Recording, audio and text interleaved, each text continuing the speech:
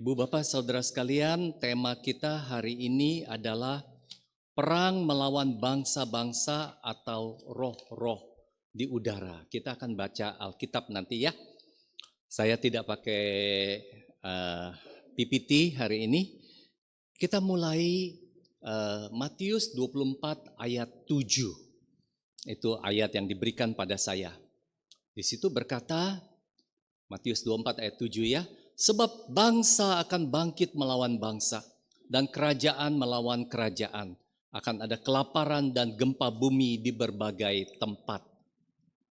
Nah, ayat ini merupakan bagian dari nubuat Yesus tentang tanda-tanda akhir zaman dan permulaan penderitaan yang menunjukkan kekacauan dunia.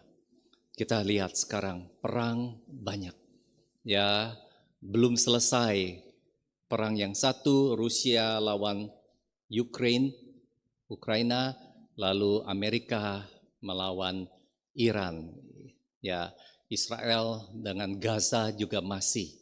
Dan kita melihat, tetapi pertanyaannya apakah ini memang perang kita atau ada perang yang lain, yaitu roh-roh di udara katanya.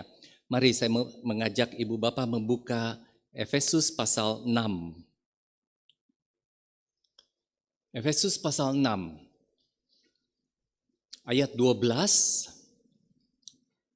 Karena perjuangan kita bukanlah melawan darah dan daging, tetapi melawan pemerintah-pemerintah, melawan penguasa-penguasa, melawan kuasa-kuasa dunia yang gelap ini, melawan roh-roh jahat di langit.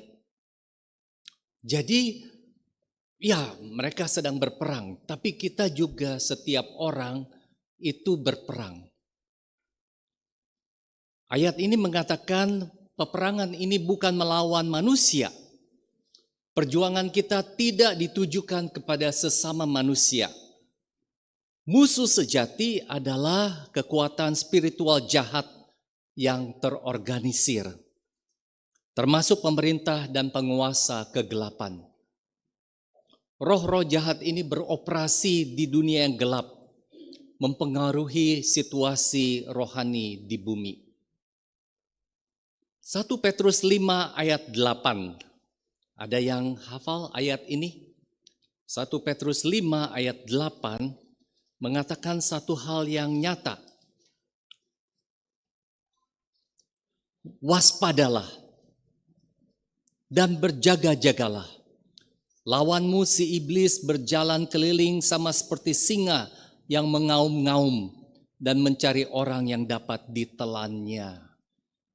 Ya, 1 Petrus 5 ayat 8. Jadi peperangan kita, ya sudah mereka ada yang berperang, tapi sebetulnya setiap kita juga sedang berperang. Makanya Petrus mengatakan waspadalah, berjaga-jagalah. Kalau Petrus bicara seperti ini, dia tentu juga punya pengalaman karena dia pernah tidak berjaga-jaga. Ya, ketika dia berjanji, mati pun aku siap. Tapi ternyata dia menyangkal mengenal Yesus. Maka Petrus mengatakan berjaga-jagalah, waspadalah. Karena lawanmu si iblis berjalan keliling sama seperti singa yang mengaum-ngaum dan mencari orang yang dapat ditelannya. Jadi ini kita lihat dengan jelas. Peperangan ini jelas. Ada setiap orang. Maka setiap anak Tuhan harus mengenakan perlengkapan senjata Allah.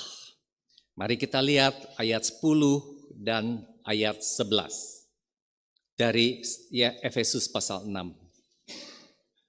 Akhirnya hendaklah kamu kuat di dalam Tuhan, di dalam kekuatan kuasa-Nya.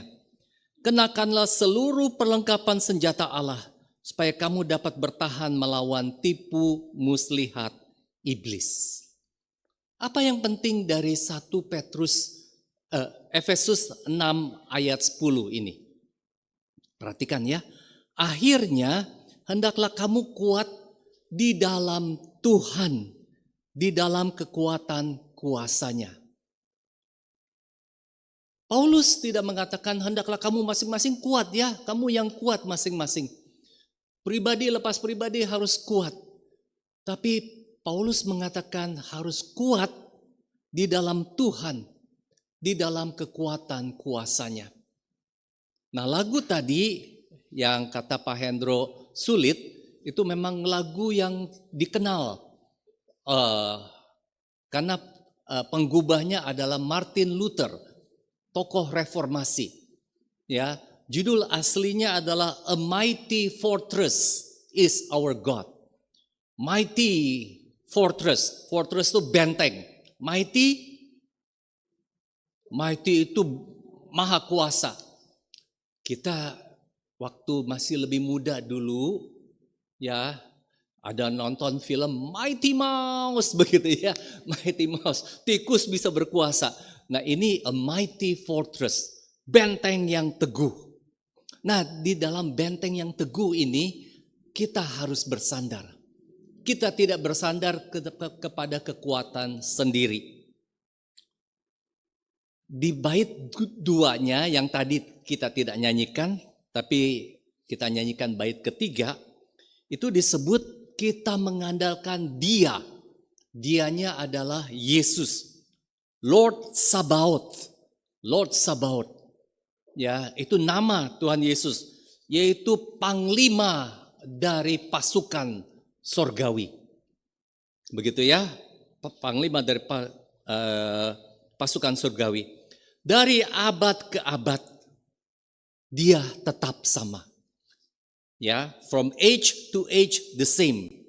Dan di kalimat terakhir dari bait kedua adalah he must win the battle.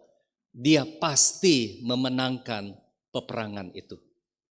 Nah, Bapak Ibu Saudara sekalian, ini bagian pertama yang penting untuk malam hari ini. Bahwa dalam perjuangan kita tidak kuat sendirian. Karena bagaimanapun kuatnya kita, pasti kita kalah. Tapi kita kuat di dalam Tuhan, di dalam kekuatan kuasanya.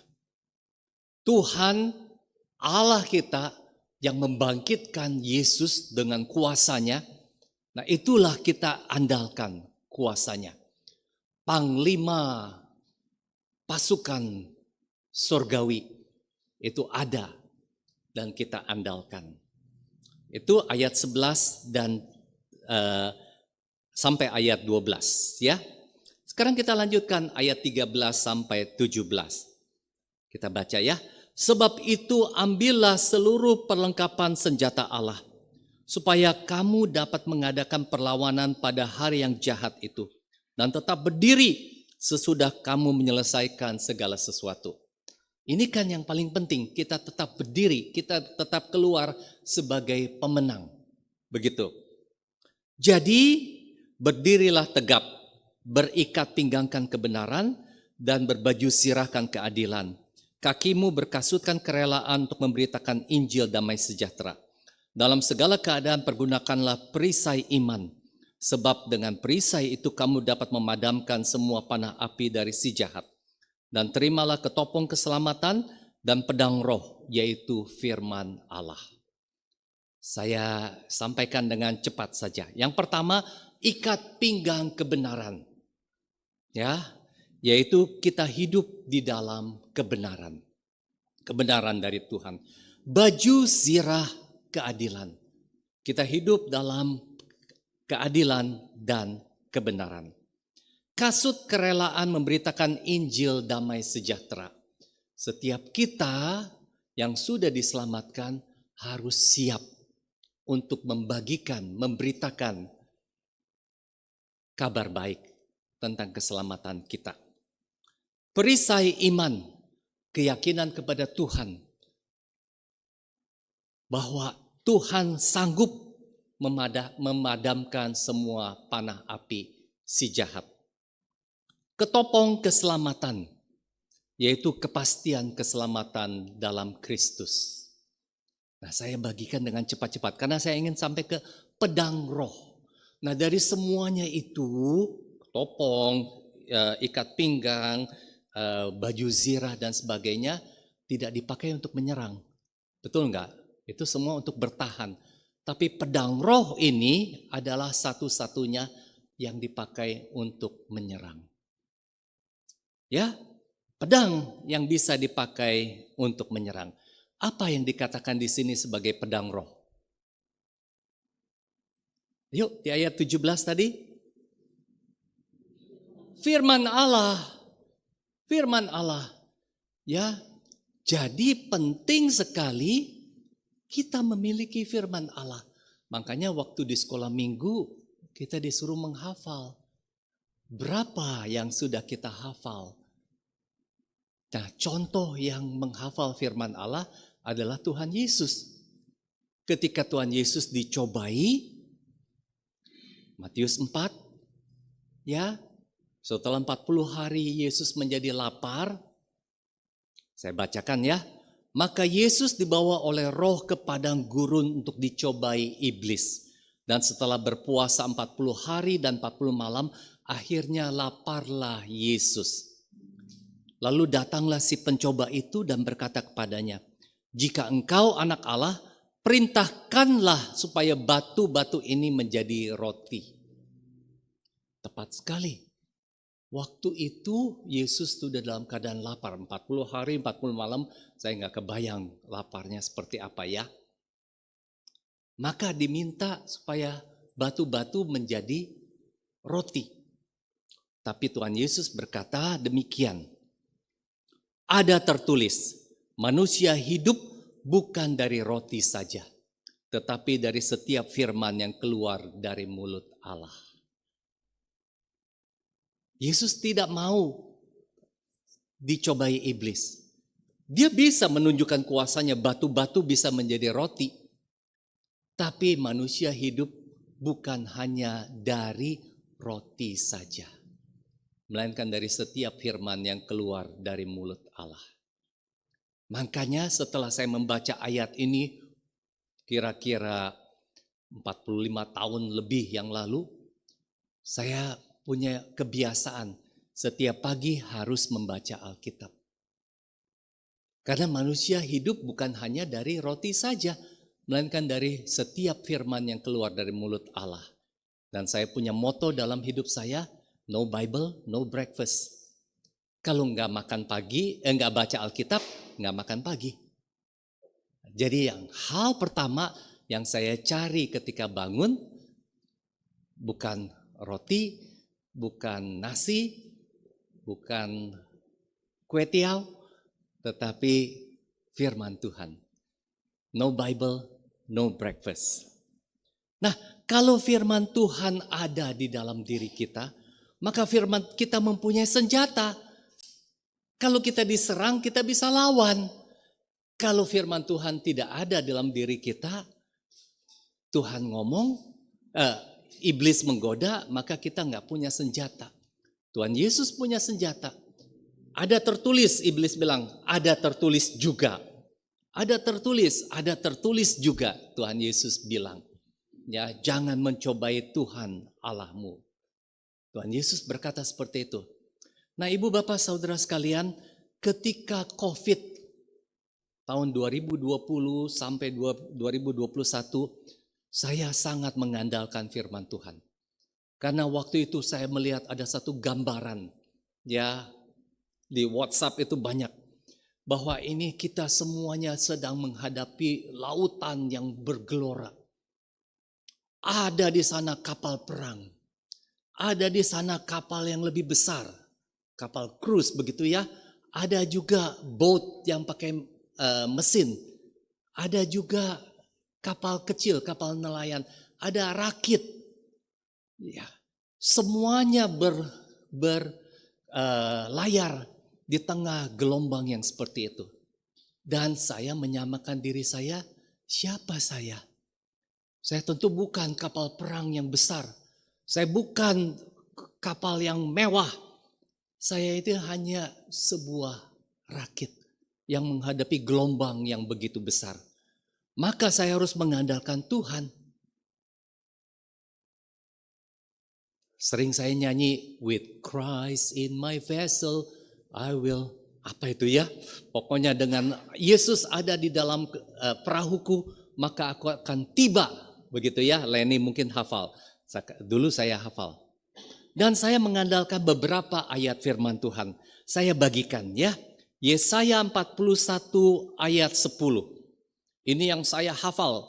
Begitu rasa tidak berdaya, begitu rasa khawatir itu ada di dalam diri saya waktu itu sakit GERD. Sampai sekarang masih kadang-kadang kambuh. Dari berat 75 jadi 63 kilo. Dan satu hari di bulan Maret tanggal 28, saya sudah nggak bisa tidur semalaman. Ya, cuma bisa tidur 1 jam. Tiba-tiba adik saya kirim WhatsApp, bro, gua di rumah sakit katanya. Dia sudah pakai alat bantu nafas. Adik saya Rudi siangnya meninggal gara-gara COVID. Ya, jadi itu saat-saat yang sulit. Maka ketika saya diserang, saya akan lawan. Dalam bahasa Indonesia, saya hafalnya dalam bahasa Inggris ya. Yesaya 41 ayat 10. Janganlah takut sebab aku menyertai engkau. Janganlah bimbang sebab aku ini Allahmu. Aku akan meneguhkan bahkan akan menolong engkau. Aku akan memegang engkau dengan tangan kananku yang membawa kemenangan. Ya. Do not fear for I'm your God. Do not be dismayed for I'm with you. Ya, I will uphold you with my righteous right hand. Itu yang saya hafal dalam bahasa Inggris. Ya, setiap ada serangan maka saya lawan. Jangan takut. Ya. Terus Mazmur 91 ayat 14 sampai 16. Sampai sekarang saya masih terus menghafalkan itu. Mazmur 91 ayat 14 sampai 16. Oleh sebab hatinya terpaut padaku, maka aku akan meluputkannya. Aku akan membentenginya sebab ia mengenal namaku. Perhatikan ayat 15-nya. Bila ia berseru kepadaku, aku akan menjawab. Itu janji Tuhan. Bila ia berseru kepadaku, aku akan menjawab. Aku akan menyertai dia dalam kesesakan. Aku akan meluputkannya dan meninggikannya. Dengan panjang umur akan kukenyangkan dia. Dan akan kuperlihatkan kepadanya keselamatan dariku. Ada janji dengan panjang umur. Janji itu saya pegang. Ketika diserang saya katakan dengan panjang umur aku akan mengenyangkan dia. Kalau gitu saya tidak akan mati di COVID ini, di saat-saat ini ya. Dari berat badan yang 75 menjadi 63 pelan-pelan mulai naik seperti itu. Nah, kenapa saya sharekan seperti ini? Ibu bapak saudara sekalian, mari kita pegang firman Tuhan. Ya, ketika kita takut, ketika kita khawatir, ketika kita diserang, firman Tuhan adalah pedang roh yang bisa untuk melawan. Kita lawan dan kita ingatkan diri sendiri akan janji Tuhan. Sampai masa tuamu, aku tetap dia. Aku akan menggendongmu. Betul enggak? Ya, aku akan menggendongmu. Nah, bagi kita-kita yang sudah warrior, warga senior ini ya, Fanny belum. Tati sudah katanya tadi ya, sudah warrior.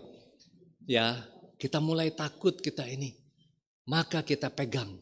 Sampai masa tuamu, aku tetap dia. Aku akan menggendong kamu.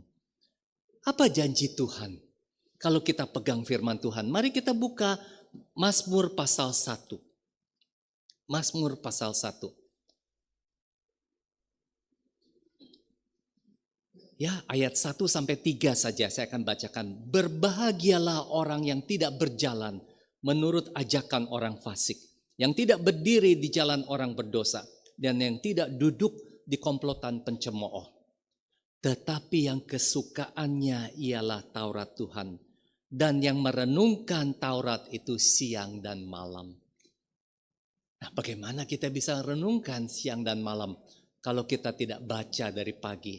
Saya punya kebiasaan habis baca, sampai sekarang saya tulis. Ya, katanya kita orang tua kalau kita nulis pakai tangan kita, ini mencegah Alzheimer. Karena sekarang orang sudah jarang lagi, maka tangan kita harus dipakai untuk menulis. Nah, baru itu bisa dibawa dibaca. Ya, merenungkannya siang dan malam. Ia seperti pohon yang ditanam di tepi aliran air, yang menghasilkan buahnya pada musimnya. Tidak pernah layu daunnya. Apa saja yang dilakukannya berhasil. Siapa yang gak mau berhasil? Janjinya kalau kita merenungkan firman Tuhan siang dan malam, apa saja yang diperbuatnya berhasil. Dalam bahasa Inggrisnya, whatever he does prospers. Tentu kita ingin. Nah, ini poin kedua yang saya ingin sampaikan ya. Yang pertama tadi kita kuat di dalam Tuhan, bukan dalam kekuatan sendiri. Yang kedua kita mesti punya pedang roh, yaitu firman Tuhan ada dalam diri kita. Ketika iblis itu menyerang, kita lawan dengan firman Tuhan. Karena peperangan ini adanya di sini kan, ya iblis membuat kita menjadi takut dan sebagainya. Yang ketiga yang terakhir, ayat 18. Dengan segala doa dan permohonan, berdoalah setiap waktu di dalam roh dan berjaga-jagalah di dalam doamu itu dengan permohonan yang tak putus-putusnya untuk semua orang kudus. Berdoalah di dalam roh. Apa artinya? Ini bukan berdoa kita memakai bahasa roh katanya ya yang ada. Bukan. Tetapi berdoa dalam roh adalah berdoa yang digerakkan oleh Roh Kudus, dipimpin oleh Roh Kudus, dan dibantu oleh Roh Kudus. Karena Roma 8 ayat 26-27, saya undang ya, Roma 8 ayat 26-27 mengatakan tentang doa kita. Bagaimana Roh Kudus menolong kita. Roma 8 ayat 26. Demikianlah juga roh membantu kita dalam kelemahan kita. Sebab kita tidak tahu bagaimana sebenarnya harus berdoa. Tetapi roh sendiri menyampaikan permohonan kepada Allah dengan keluhan-keluhan yang tidak terucapkan. Allah yang menyelidiki hati nurani mengetahui maksud roh itu. Yaitu bahwa ia sesuai dengan kehendak Allah memohon untuk orang-orang kudus. Berdoalah dalam Roh Kudus artinya kita digerakkan, dikuatkan ya dan dibantu oleh Roh Kudus. Dan Paulus mengatakan setiap waktu doakan tidak selalu harus tutup mata. Betul enggak? Ya, kalau saya sedang setir mobil saya berdoa Tuhan tolong. Kalau tutup mata dah pasti tabrakan. Iya, betul enggak? Saya bilang Tuhan tolong. Sekarang sebagai warrior, naik tangga, turun tangga juga saya berdoa Tuhan tolong. Lebih lagi gendong cucu Elisa gitu ya, yang beratnya lumayan. Sambil turun sambil Tuhan tolong, Tuhan tolong, Tuhan tolong. Kalau enggak, kalau kepleset kan repot. Seperti itu. Berdoa dalam roh. Ya, Lukas 18 ayat 1 mengatakan, perumpamaan ini diajarkan Tuhan Yesus supaya kita tidak jemu-jemu berdoa. Kita tidak jemu-jemu berdoa. Tidak berhenti berdoa. Kita terus berdoa. Dan sebagai penutup saya mau share 2 doa saya setiap hari. 2 doa saya setiap hari. Pertama, Kejadian 24 ayat 12. Kejadian 24 ayat 12. Waktu itu Abraham sudah tua. Ishak belum punya jodoh. Maka dia suruh hambanya, Eliezer, untuk pergi. Zaman dulu tidak ada WhatsApp, tidak ada apa, tidak ada Google Map, tapi harus kembali ke sana. Sebab Abraham tidak mau Ishak mempunyai jodoh dari bangsa sekitarnya. Harus kembali ke sana. Maka Eliezer pergi. Jauh.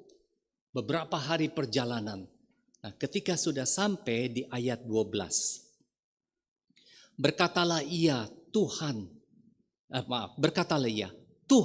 Allah Tuanku Abraham, buatlah kiranya aku berhasil hari ini. Tunjukkanlah kasih setiamu kepada Tuanku Abraham. Dalam bahasa Inggrisnya, grant me success today. Berikanlah saya berhasil hari ini. Ini Kejadian 24 ayat 12. Saya sendiri mengatakan 24 berarti 24 jam. 12 berarti 12 bulan. Artinya setiap hari sepanjang 12 bulan saya memohon doa ini. Berikanlah kepada saya keberhasilan. Nah, dalam bahasa Ibraninya, keberhasilan ini adalah karah. Q-A-R-A-H. By the way, sekarang saya mulai les bahasa Ibrani. Ikut kursus ya. Orang tua seperti ini ikut kursus bahasa Ibrani. 10 kali pertemuan, Selasa, Jumat, Selasa, Jumat. Saya akan ikut bersama Pak Agustinus Setiawidi. Ya, rekan saya tapi sekarang jadi dosen saya. Karah. Karah itu apa? Oleh penentuan Tuhan, oleh ketetapan Tuhan, oleh pengaturan Tuhan, saya berada di tempat yang tepat pada waktu yang tepat. Dan saya bertemu dengan orang yang tepat. Maka saya berdoa, Tuhan, grant me kara today. Biarlah dengan penentuan Tuhan, saya berada di tempat yang tepat, pada waktu yang tepat, dan bertemu dengan orang yang tepat. Bukankah itu yang dialami Eliezer? Ya, nanti Tuhan, waktu ada, saya lihat ini begitu banyak gadis, nanti ada gadis yang datang, yang tawarin air minum untuk saya. Bahkan bukan untuk saya, untuk kru saya, dan juga untuk unta-unta saya. Itulah gadis yang Tuhan pilih untuk menjadi istri dari anak tuanku. Alkitab mengatakan belum selesai dia berdoa, Ribka sudah datang. Kok bisa? Berarti dia doanya nggak pakai merem. Betul nggak? Karena kalau baca ayat lain di belakangnya, aku berdoa dalam hatiku. Ada, Eliezer bilang begitu. Jadi dia ngomong aja, Tuhan tolong. Ya nanti ada. Dari segitu banyak orang kok. Artinya Eliezer sekarang sudah perjalanan dipimpin oleh Tuhan. Tuhan berikanlah aku di tempat yang tepat, di waktu yang tepat, dan bertemu dengan orang yang tepat. Itu yang dialami oleh Ruth. Ya, ketika Ruth memungut, ketemu dengan Boas. Betul enggak? Berada di tempat yang tepat, pada waktu yang tepat, dan ketemu dengan orang yang tepat. Nah, ibu, bapak, saudara sekalian, saya share. Memang itu yang saya doakan sejak saya belajar ini. Grant me kara, Lord, today. Biarlah saya tidak berada di tempat yang salah, pada waktu yang salah, dan bertemu dengan orang yang salah. Dan yang kedua yang saya doakan, Mazmur 23 ayat 5b. Mazmur 23 ayat 5b. Ini Mazmur gembala ya. Jadi ayat 5-nya, engkau menyediakan hidangan bagiku di hadapan lawan-lawanku. Engkau mengurapi kepalaku dengan minyak. Pialaku penuh melimpah. Engkau mengurapi kepalaku dengan minyak. Saya baca bukunya dari Philip Keller, ya, berbicara tentang Mazmur 23. Philip Keller adalah seorang gembala. Dia katakan, kenapa domba harus diurapi kepalanya? Karena di musim panas, lalat dan segala serangga-serangga itu begitu banyak keliling-keliling, kadang-kadang nempel di hidungnya, bertelur dan sebagainya. Maka domba yang gelisah seperti itu, dia akan lari, dia tabrakan kepalanya ke batu atau ke mana saja sampai bisa mati. Maka tugas gembala adalah mengurapi, dikasih minyak. Kalau sudah dikasih minyak, maka binatang itu tidak akan datang. Nah, kembali pertempuran kita adalah di kepala, di otak kita yang overthinking dan sebagainya. Maka saya mohon kepada Tuhan, Tuhan urapilah kepalaku. Ya Tuhan, ajarlah aku untuk berpikir dengan baik. Tidak punya pikiran yang salah, pikiran yang tidak baik. Berdoalah dalam roh. Berdoalah minta keberhasilan dari Tuhan. Dan berdoalah supaya Tuhan terus mengurapi kita dengan kepalanya. dengan minyak, mengurapi kepala kita dengan minyak. Dengan demikian kita sedang memakai seluruh perlengkapan senjata Allah. Kita punya pedang roh, kita punya doa. Kiranya Tuhan menolong kita. Amin. Mari kita berdoa.